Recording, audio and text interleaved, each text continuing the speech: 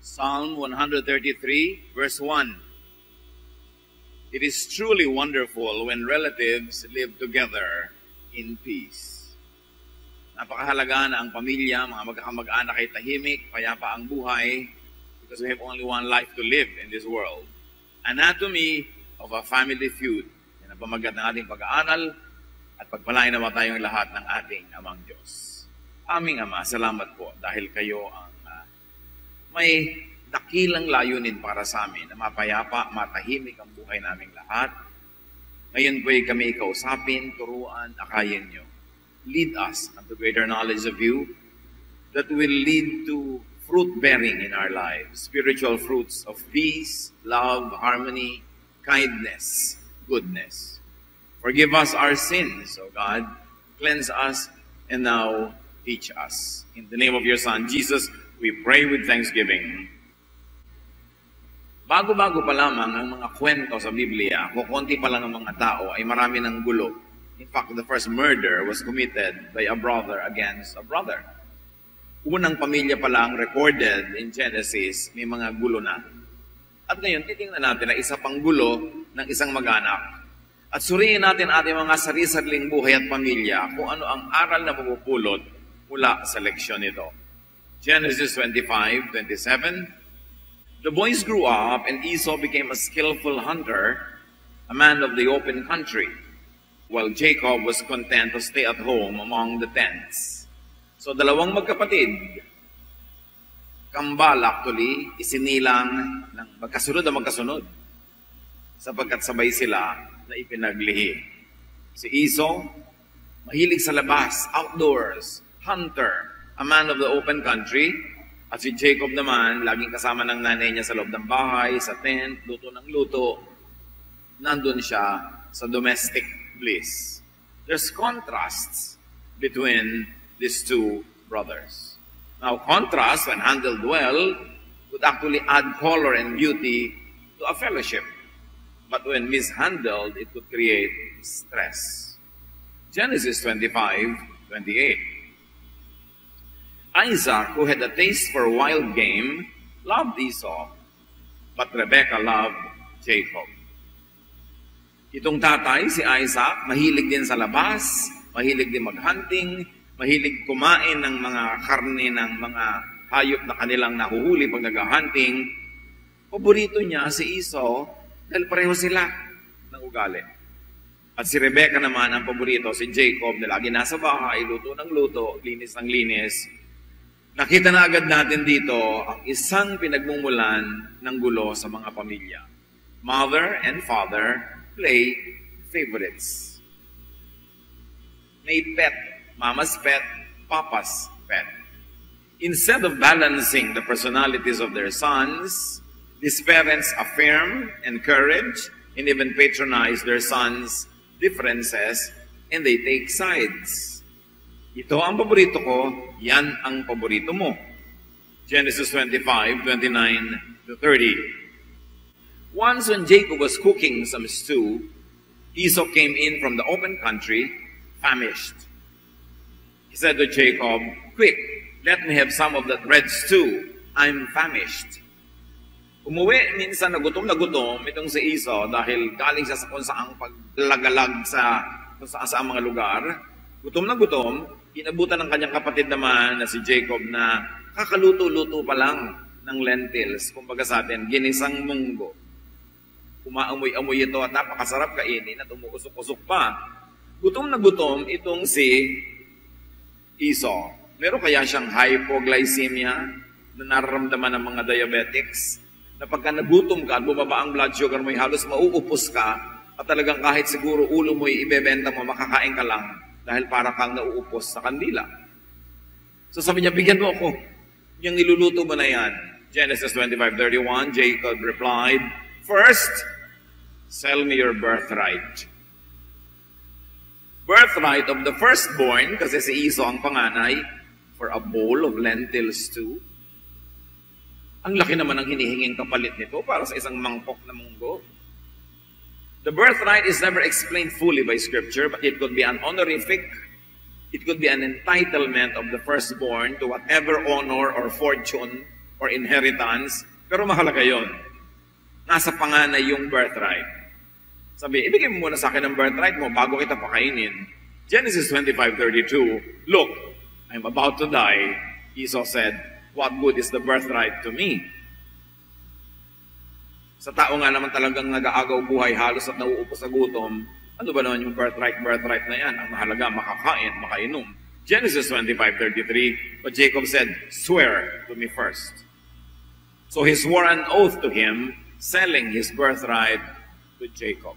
It's a very bad trade. Yung gipit, ginipit na lalo. Genesis 25:34, then Jacob gave Esau some bread and some lentils too. He ate and drank, then he got up and left. So Esau despised his birthright. So obviously, the narrator has some bias for Jacob. Dahil itong sobrang sweetik na kapatid na ito, ay hindi man lamang binigyan ng kahit konting passing comment sa kanyang ugali.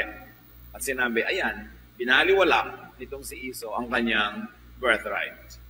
Genesis 27:1-4. When Isaac was old, so doon, lumipas na ang panahon, tumanda na ang magkapatid na ito, at yung tatay nila na si Isaac ay matanda na, at halos nag-aagaw buhay na sa katandaan. When Isaac was old and his eyes were so weak that he could no longer see, he called Esau, his older son, and said to him, I am now an old man and don't know the day of my death. Now then, get your equipment, your quiver and bow, and go out to the open country to hunt some wild game for me. Prepare me the kind of tasty food I like, and bring it to me to eat, so I may give you my blessing before I die. Dito naman pala mana, itong si Esau, sa tatay niya na mahilig din kumain ng karne.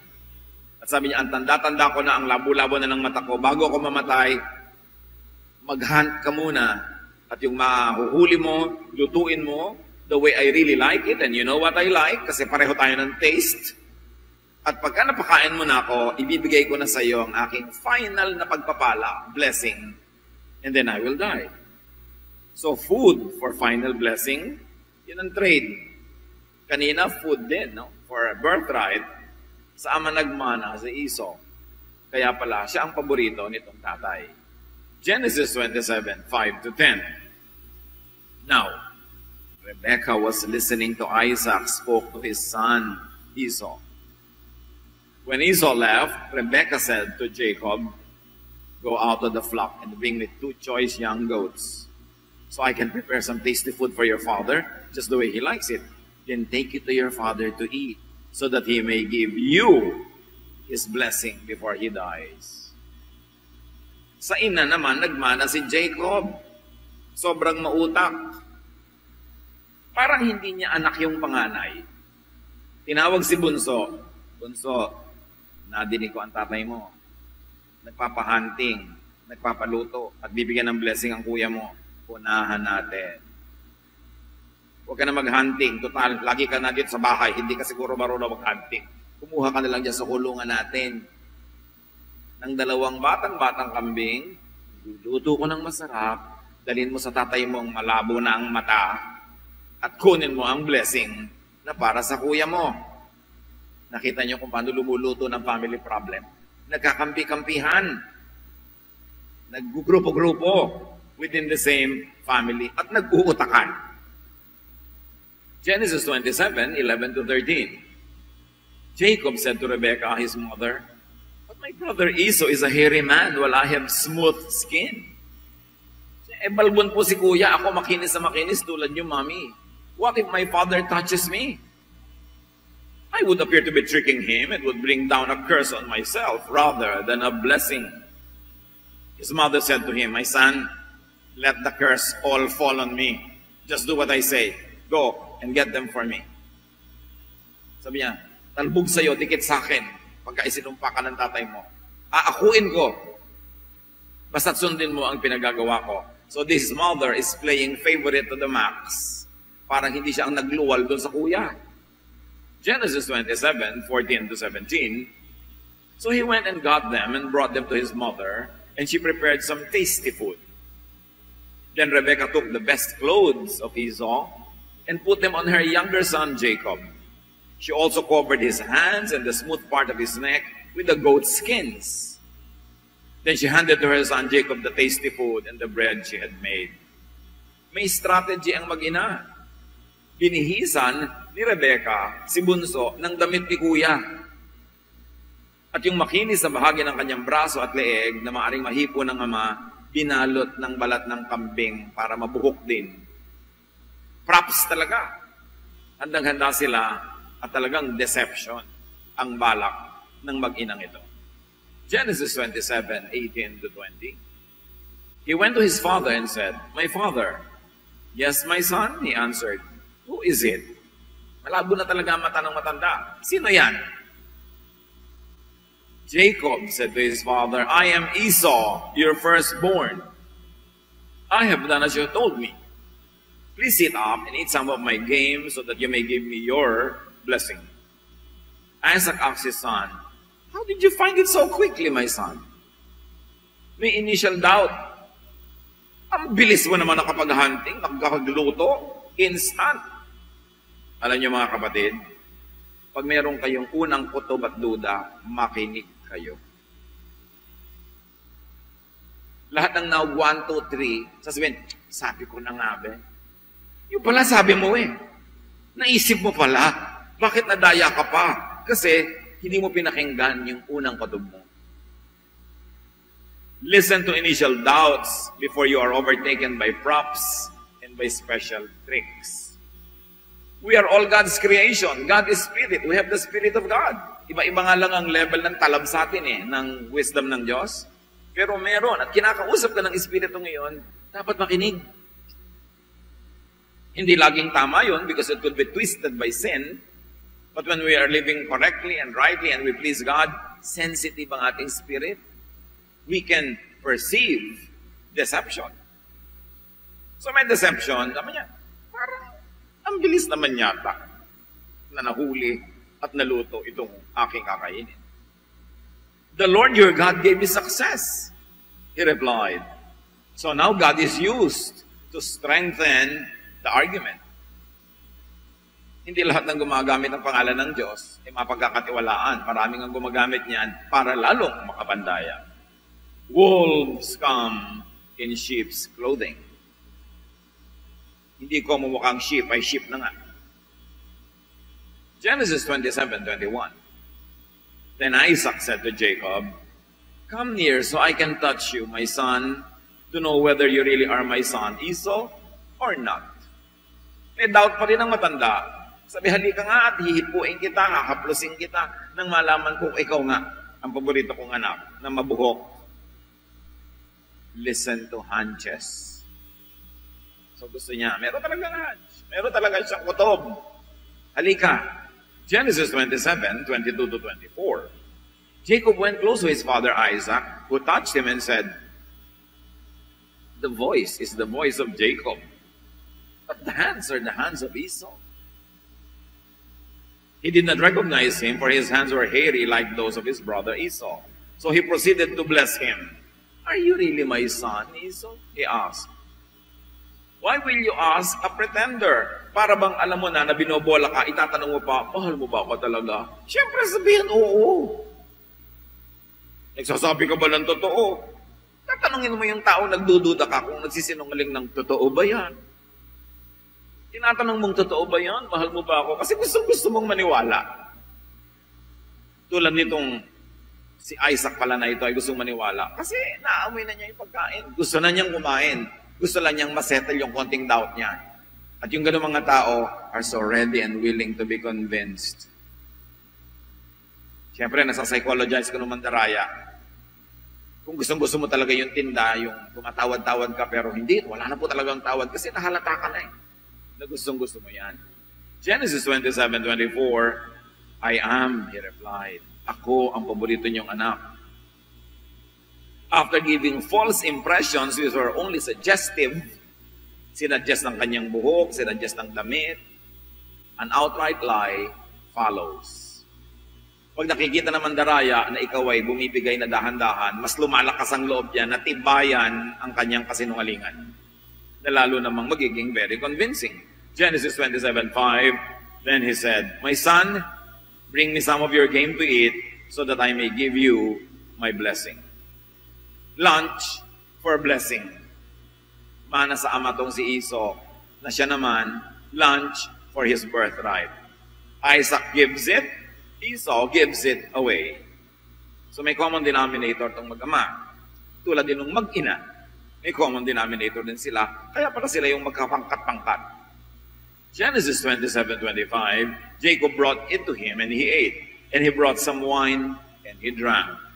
May wine pang idinagdag, additional enticement, blinder pa. Mas nakakapagpalabo pa ng huwisyo. Pag medyo nakainom-inom ka na, malabo pa ang mata mo, at gusto pang kumain, handang-handa ka nang pumasok sa isang bitag. Genesis 27:26, then his father Isaac said to him, "Come here, my son, and kiss me." Another test. Aamuyin ng matanda yung anak kung siya nga ang kanyang paboritong si Esau. Genesis 27:27, so he went to him and kissed him. When Isaac caught the smell of his clothes, he blessed him and said, the smell of my son is like the smell of a field that the Lord has blessed. So yung gamit na damit ni kuya, ang ipinasuot ni nanay kay bunso, at nung kunwari ay hahalikan ng ama yung anak para maamoy niya ang damit, ang naamoy niya yung damit ng panganay. Siguro amoy pawis, amoy damo, amoy araw dahil lagi nasa labas. Sabi niya, yan ang gustong-gusto kong amoy. So, unti-unti na siya talagang naniniwala, bagamat may duda. Genesis 27:30-33, after Isaac finished blessing him, naibigay ang blessing. And Jacob had scarcely left his father's presence. His brother Esau came in from hunting. He too prepared some tasty food and brought it to his father. Then he said to him, "My father, please sit up and eat some of my game so that you may give me your blessing." His father Isaac asked him, "Who are you?" "I am your son," he answered, "your firstborn, Esau." Isaac trembled violently and said, "Who was it then that hunted game and brought it to me? I ate it just before you came, and I blessed him, and indeed he will be blessed." Nangatog, nanginig itong tatay nung malaman niya na naibigay ang blessing sa iba, at eto ngayon yung tunay na karapat-dapat bigyan ng blessing. Bakit irreversible yung mistake nila, hindi ipinaliwanag sa atin? But apparently, sa mga panahon na yun, pag naibigay mo na kahit sa mali, topo-topo, kanya na. Genesis 27:34, when Esau heard his father's words, he burst out with a loud and bitter cry and said to his father, "Bless me too, my father." But he said, "Your brother came deceitfully and took your blessing."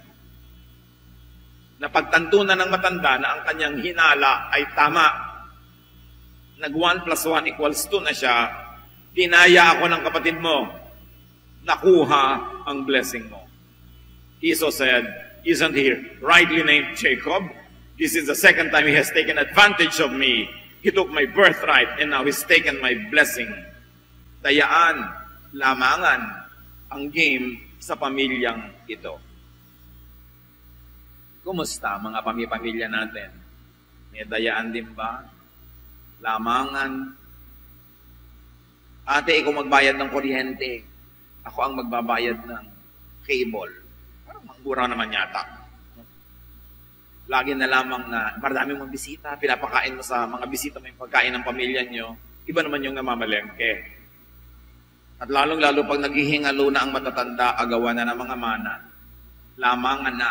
Lalo't may nagsusul-sul-sul ng kanya-kanyang asawa. Dagi, hingin mo yung booking. Gusto ko magka-farmhouse tayo, dagi. Yan ang mga magbubulo, yung mga sabit. Nag-aaway-away ang mga magkakapatid dahil sa kanya-kanyang mga asawa na interesado doon sa mamanahin sa biyanan na hindi naman nila pinaglingkuran. Karamihan, may naglilingkod din naman. 1 out of 100. Pero sila ang pampagulo sa mga hatian. Nagkakaaway-away tuloy ang magkakapatid forever na parang hindi galing sa isang bahay bata. Siyempre, sangkalan ng asawa, "Daddy, ang mga anak mo kailangan magkaroon." Kunwari, pero siya ang may gusto. Isasangkalan ng mga bata. Yung mga bata, lagi sangkalan yan eh. No? Kasi nakakabagbag damdamin.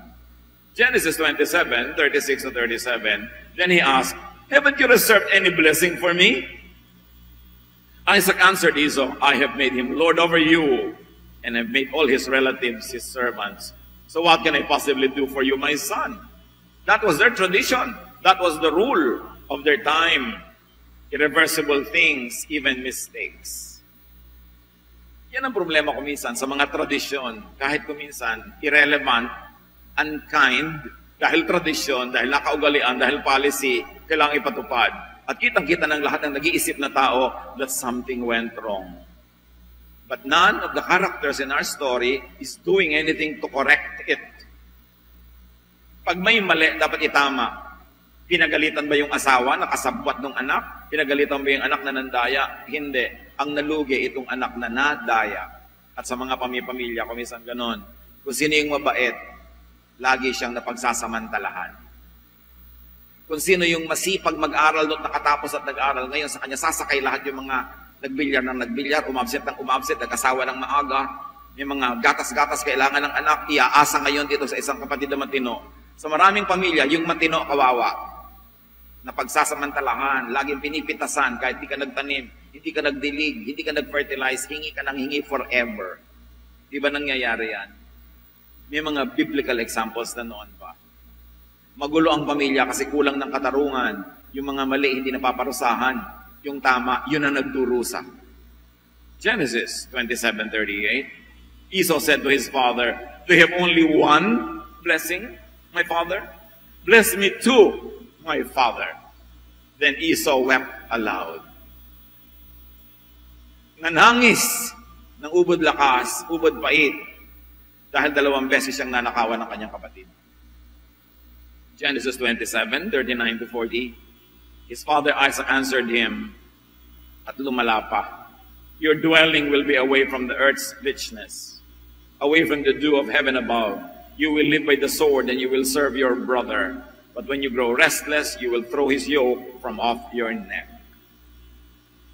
May kakambal pa pala, nakabigatan yung natanggalan ka ng blessing. It was the opposite that this poor Esau got.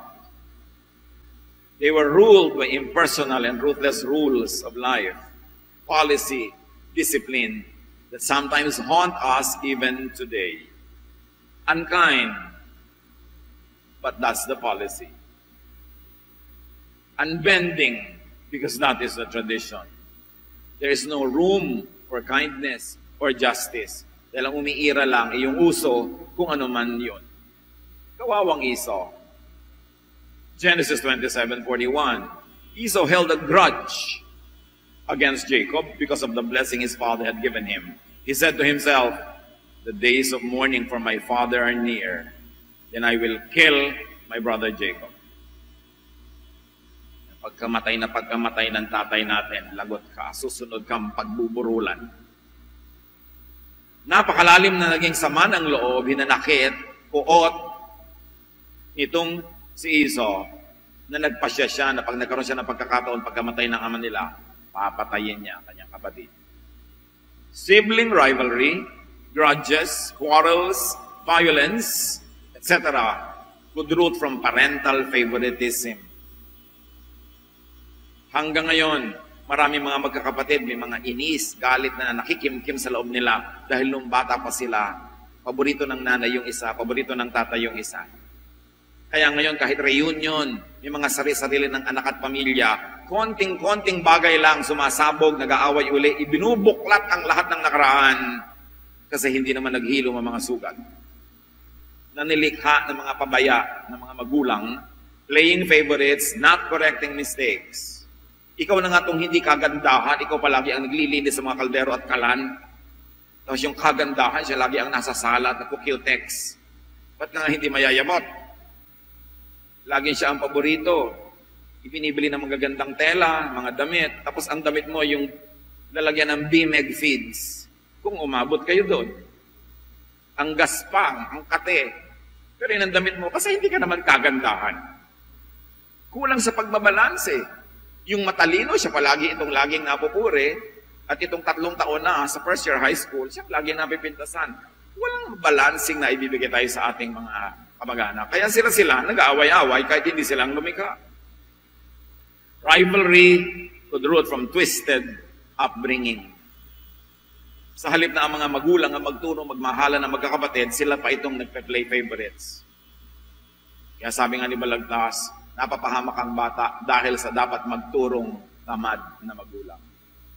May mga magulang naman na napakasipag magturo, ubod ang tigas pa rin ang ulo ng mga anak, hindi pa rin nagpaturo, ibang istorya na yon. Pero meron naman na talagang napabayaan. Often, dysfunctional families are legacies of dysfunctional parents. Mga magulang, mag-asawa lalo na, meron man kayong hidwaan, meron kayong mga sama ng loob, may mga naging kamalian kayo against each other, alang-alang sa inyong mga anak, you should set it aside para yung mga gulo ng buhay nyo huwag maging generational pamana.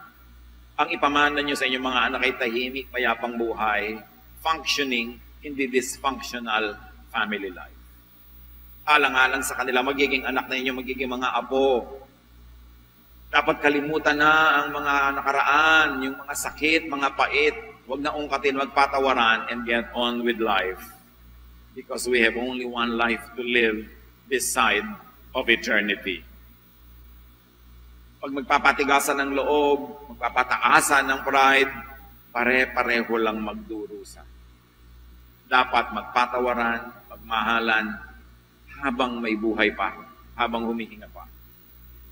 Proverbs 22 verse 6, teach your children right from wrong, and when they are grown, they will still do right.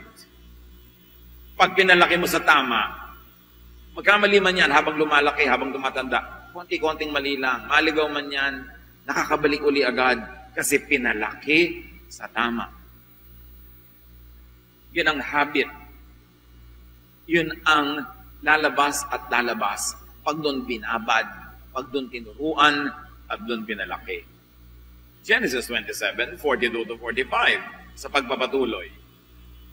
When Rebekah was told that Esau had said, she sent for Jacob and said to him, your brother Esau is planning to avenge himself by killing you. Now then, my son, do what I say. Flee at once. Why should I lose both of you in one day?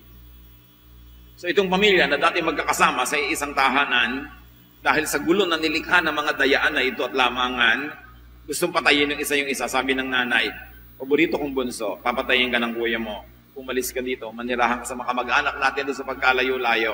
O di ano ngayon na nangyari, nagkahiwa-walay sila. Kahit yung anak niya na mahal, nalayo din sa kanya. Dahil sa kanyang mga ginawang machinations. Nilikha ng Diyos ang pamilya para magkakasama, hindi para magkakahiwalay. Mas masaya ang buhay kung kasama mo ang pamilya mo, nagtutulungan kayo. Pero may kasamang problema rin yun. Siyempre, when there are two people living together, may stress. Pero mas malaki ang advantage kaysa disadvantage. Kaya nga may pamilya. Huwag kang gagawa ng bagay na maghihiwa-hiwalay sa inyo, magpapaaway-away sa inyo. Dahil ano man ang mangyari, kayo pa rin talaga yung pamilya. Mahirap makipagkasundo. Mahirap din naman makipag-away. Pareho lang mahirap yan. Yun na lang pagkakasundo. Yun na lang mabuti ang bunga. Actual family division and separation follows the separation of hearts and minds. Nagkakalayo ang mga katawan kasi nagkakalayo ang isip. Pwera na lang yung dahil nagtatrabaho abroad o dahil mayroong ginagawang kailangan sa malayo. Pero karamihan ng pagkakahiwa-hiwalay ng mga katawan, kasunod lang kasi nagkahiwa-hiwalay na yung mga puso. Pag-iisang isipan, magkakabuklod ang puso, yung katawan will speak the same language. Lagi ang gusto ng katawan, magdikit-dikit, magsama-sama, magtropa-tropa, kasi nagmamahalan. So body language tells you what the heart contains. Ano ba ang tendency ng body mo? Lumayo o lumapit? Bakit? At kung ang gusto mo, lumayo sa pamilya mo, bakit? Dapat ayusin. Kasi dapat ang gusto mo ay magkasama-sama kayo. Philippians 2, live in harmony by showing love for each other. Be united in what you think as if you were only one person. Sa church, sa family, sa mag-asawa, live in harmony. Paano nagkakaroon ng harmony? Isa lang ang sikreto niyan, bigayan. Kahit sa choir, may harmony kasi merong malakas ang boses ngayon, merong mahina nga siya para yung malakas ang lumutang. Pag sabay-sabay kayong malakas, sigawan ang tawag doon. Bigayan. Part niya ngayon, tahimik ako. O part niya, mahina ako.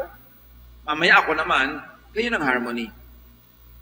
Genesis 27:46, hindi pa tapos ang pasakitan ng pamilyang ito. Then Rebekah said to Isaac, I'm disgusted with living because of these Hittite women. Racist pa itong si Rebekah. If Jacob takes a wife from among the women of this land, from Hittite women like this, my life will not be worth living. Sabi ng nanay, huwag ka mag-aasawa ng mga Hittite women. Ayoko sa kanila. Magiging walang kakwenta-kwenta ang buhay ko pag nagkaroon ako manugang na Hittite. So Isaac called for Jacob and commanded him, do not marry a Canaanite woman. Now, Esau just learned that Isaac commanded Jacob, do not marry a Canaanite woman. Esau then realized how displeasing the Canaanite women were to his father Isaac. So, he went to Ishmael and married Mahalat, a Canaanite. Ayaw pala ng nanay ko ng manugang na Canaanite, pues mag-aasawa ako ng Canaanite. Tikisan, inisan. Naranasan niyo daw sa pamilya yung inisan? Ayaw mo pala ng sinigang, sinigang ang ihahain ko. Ayaw mo pala ng maingay, mag-iingay ako. Para mainis ka. Iinisin kita para kamuhian mo ako, para pagtalikod ko, saksakin mo ako. Di ba? Napakalaking kamalian mang inis. Ano ang mapapala mo na nang-iinis ka? Anong benepisyo ang makukuha mo kung naiinis sa'yo ang tao? Pero may mga tao, alam niyo ba, ang galing manginis. At habang iniinis ka, kakanta pa. Na parang baliwala yung ginagawa niya hanggang kumulo ang dugo mo. Vexing, hurting one another. Why do relatives, why do family members, why do lovers keep hurting each other? Anong mapapala ng magnobyo, mag-asawa, magkaibigan, magkapatid, mag-ina, mag-ama, na sinasaktan ang isa't isa? This is a demonic deception. Isang pandaraya ng kaaway, pinagdidilim ang ating isip para ang gawin natin ay yung mali sa halip na yung tama. Mahirap gumawa ng tama, pero mas mahirap din naman gumawa ng mali. Di tama na lang, maganda pa yung bunga. Families should be wise. Do not let the devil deceive you into falling apart and away from each other. At may iba pa mga leksyon ng kwentong ito. Don't be too hungry to the point of selling yourself short. Don't push yourself too much beyond your strength.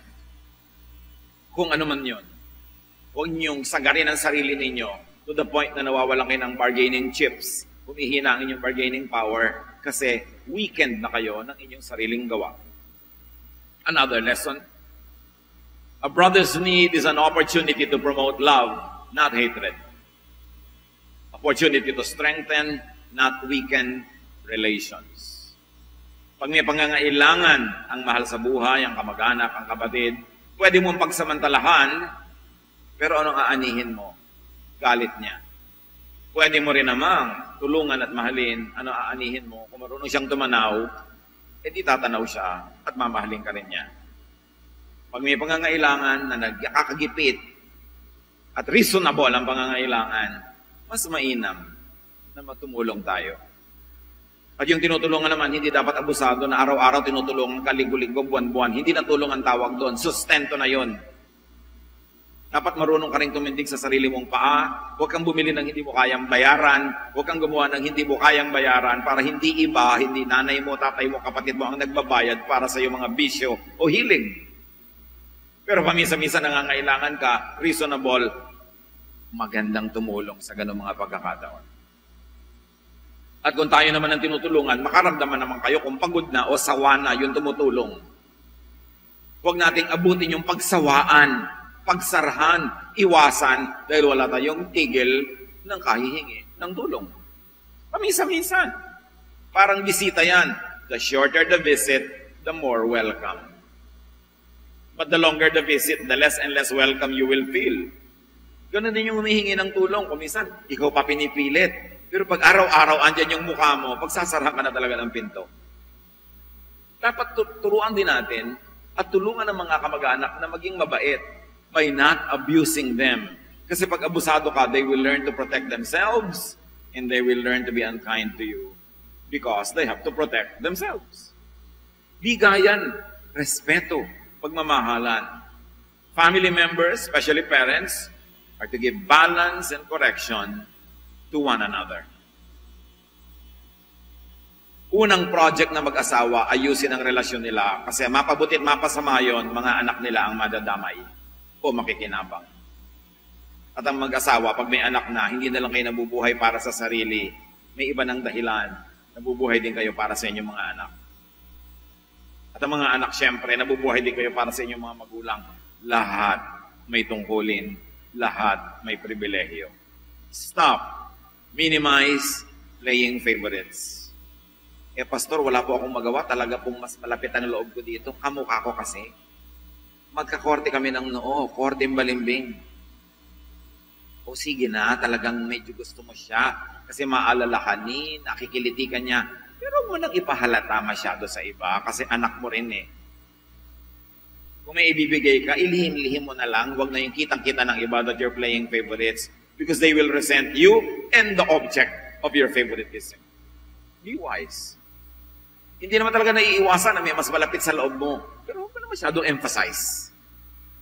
Bilang magulang, be fair. Minsan lang mabuhay sa mundong ito. Strengthen, beautify your family life, your kinship, friendships, relations.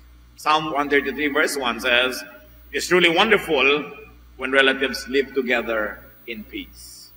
Aming Diyos, turuan mo po kami kung ano ang practical application ng lahat ng ito na hindi matapos naming marinig sa isang tenga, ilalabas sa kabila na parang wala kaming narinig. Turuan niyo kaming pahalagahan ng mga katuruan at sa dysfunctional family na ito, matuto po kami that we'll learn from their mistakes so we could live better lives. Pagbulay-bulayan natin mga kapatid, ano ang kahulugan nito sa ating mga buhay? Ano ang dapat nating ituwid? Ano ang tulong na dapat natin ibigay sa mga tao para sila matuwid? Panginoon, turuan niyo po kami para ang buhay mas maging matamis, masaya, maganda, magaan. At dahil dyan, kayo ay madakila at lalo naming mapuri. Spend some time in silence and ponder the meaning of these teachings to you and to your family.